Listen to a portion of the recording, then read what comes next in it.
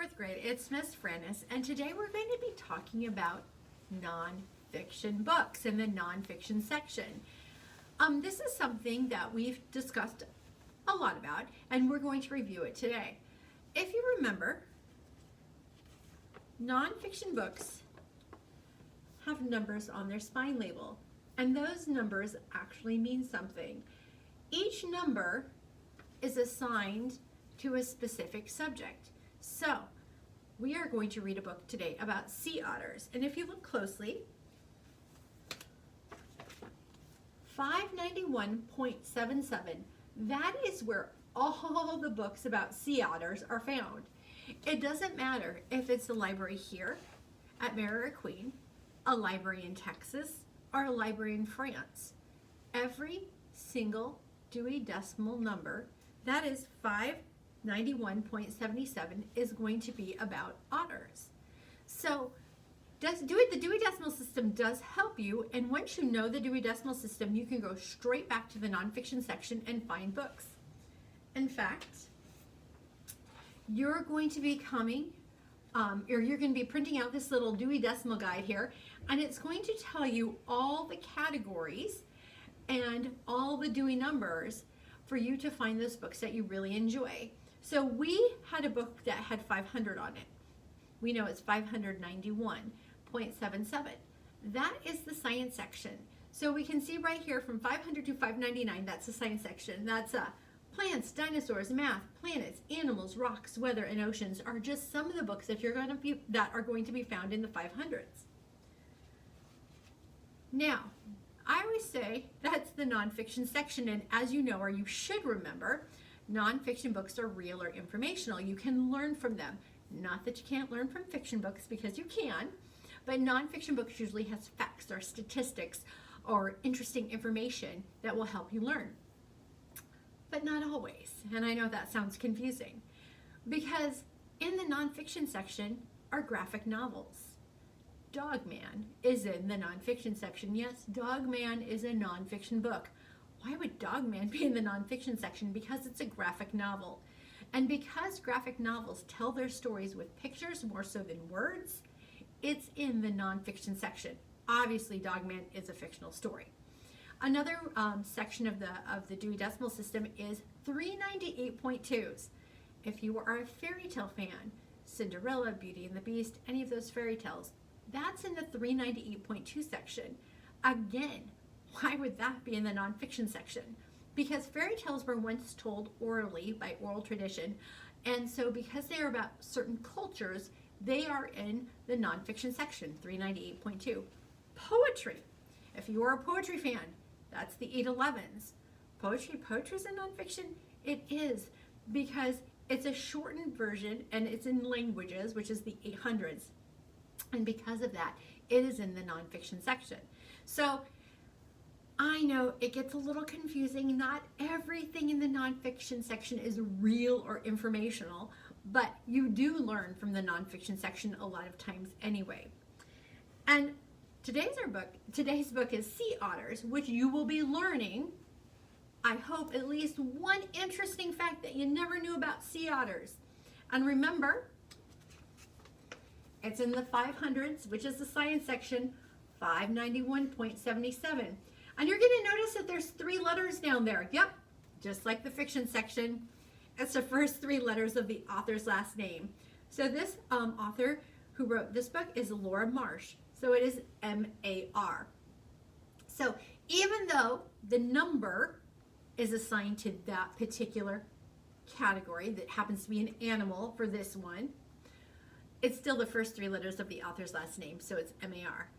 And that makes it really hard to keep those nonfiction books in order, because not only do you have to do it by number, but then you have to do it by the first 3 letters of the author's last name too.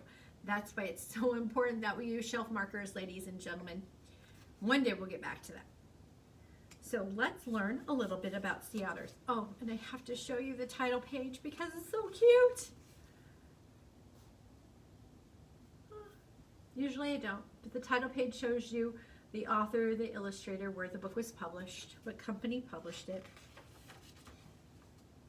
Another thing about nonfiction books is usually they have a table of contents. which lists the chapters and the numbers where to find those chapters.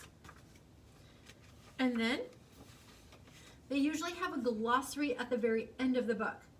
A glossary, remember, is kind of like a mini dictionary of words you may not know.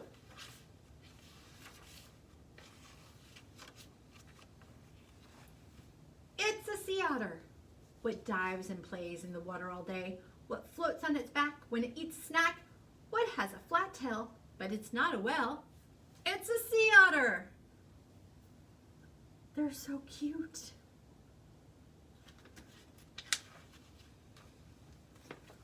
What is a sea otter?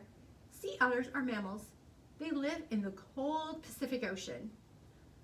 Otter word, mammal, an animal that feeds its baby milk. It has a backbone and is warm-blooded. Sometimes sea otters live in zoos or aquariums. They might have been hurt or sick in the wild. Otters get help there. Otters are fun to watch. They like to play with each other. They dive and splash.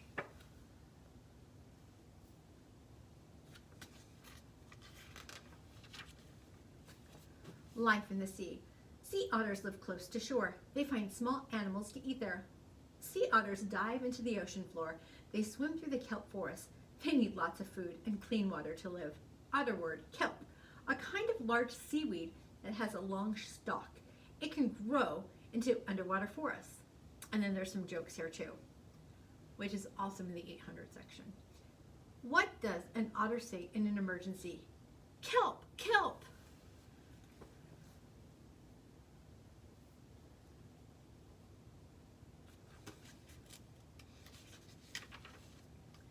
Built for hunting. A sea otter's body is perfect for hunting in water. Tail, it helps steer the otter through the water. Back legs, these are webbed-like flippers. They help the otter swim and dive. Fur, thick fur keeps the otter warm. Body, a long body helps the otter glide through the water. Front paws, they feel and grab for food. Mouth, sharp teeth tear off bits of food. Nostrils, they close underwater to keep water out. Eyes, good eyesight helps the otter find food. So that's that is what the otter looks like, and that is how it's able to swim and eat.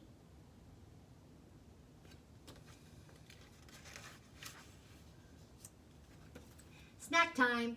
Sea otters eat small animals. They eat more than 40 different kinds. They munch on clams, crabs, squid, urchins, and other animals.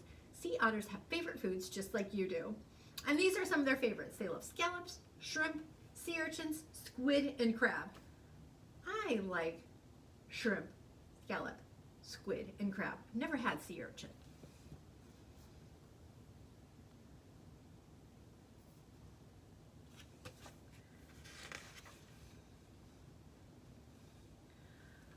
A sea otter cracks open the shell to eat the animal inside.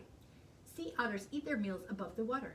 They lie on their backs. They use their stomachs as plates. But they don't use a knife and a fork. Sea otters use rocks to crack open any hard shells. What is an otter's favorite scientific topic? Otter space.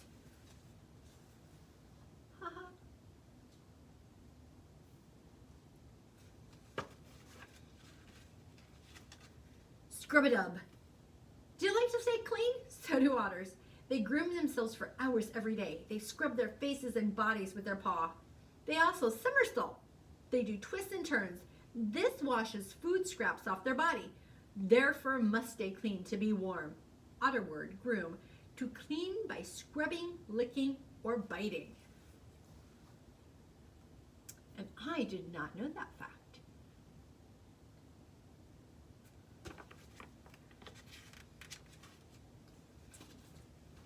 Fuzzy fur. It's hard to stay warm in cold water, but a sea otter's fur is up to the job. It is thicker than any other animal's fur. The fur has 2 layers. The outside layer keeps the cold water out. The inside layer stays warm and dry.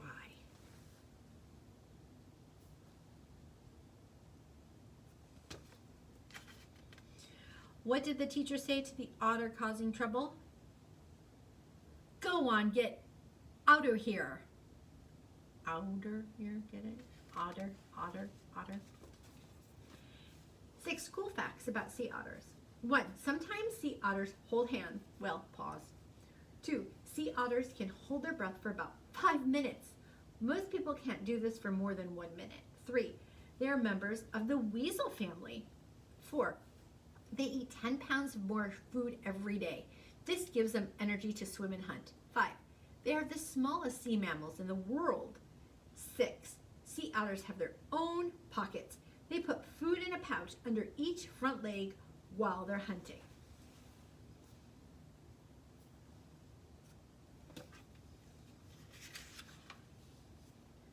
Oh, so cute, this next picture. Playful pups. A mother otter often floats with her pup on her chest. Baby sea otters are born in the water. They are called pups. Pups are about 2 feet long at birth. That's about as long as 2 cereal boxes. What is an otter's favorite book series? Harry Otter.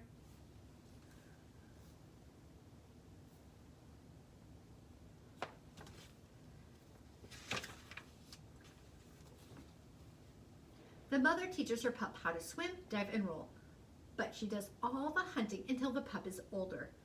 A mother may wrap her pup in kelp when she dives. Then the pup will stay in one place while she is away. So the kelp kind of babysits the otter there.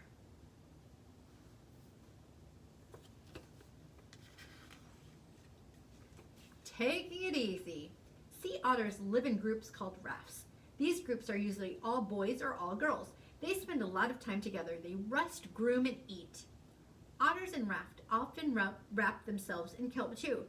They may sleep like that, side by side. What is the first thing sea otters learn in school? Their ABCs.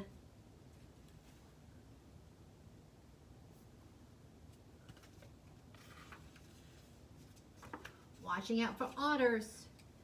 Scientists are busy studying sea otters. They want to know how otters live and eat. They want to learn about otters that have gotten sick or hurt too. Then they can help.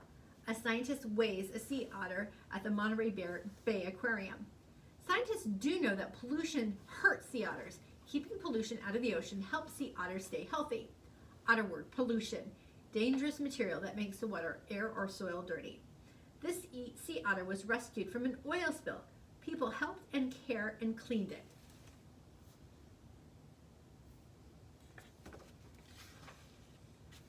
What in the world?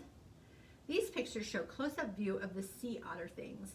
Use the hints below to figure out what the pictures are. The answers are on page 31. So, hint, an animal that sea otters like to eat is number 1. And number 2, sea otters live here.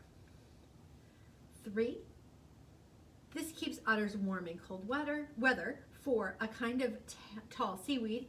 5, these are used to grab food. And 6, they tear off bits of food. So, number 1, an animal that a sea otter likes to eat. What is number 1? It is a squid. You can tell what that is. Number 2, sea otters live here. In the ocean, of course. Number 3, this keeps otters warm in cold water. You should know that one. If you said fur, you are correct. Number 4, a kind of tall seaweed. We read about it. If you remember kelp, you are correct. 5, these are used to grab food. Pause. Remember, we looked at the makeup of an otter. And number 6, you should get that one. They tear off bits of food. Teeth, of course, and that is otter's teeth. Finally, we have our mini dictionary in the back, also known as a glossary. Groom, to clean by scrubbing, licking, or biting. Kelp, a kind of large seaweed that has long stalks that can grow into underwater forests. Mammal, an animal that feeds its baby milk. It has a backbone and warm-blooded. And pollution, dangerous material that makes the water, air, or soil dirty. So boys and girls, that is our nonfiction book about sea otters. And if you love sea otters, then you can go to any library in the world, and if you know the call number, which is 591.77, you will know where all the books about sea otters are at. So today, you're going to get your Dewey Decimal Guide that will help you figure out what are all the Dewey categories and where to find books about them. Then there's a little worksheet about who was Dewey. Who was he? He was Melville Dewey, and he created the Dewey Decimal System. He was born in 1851, and he decided that he wanted to come up with a system where all nonfiction books could be found easily. And then you can be your own Dewey detective, and you can find out where these Dewey Decimal books belong. Boys and girls, I hope you learned something interesting about sea otters, and I'll see you next week. Bye.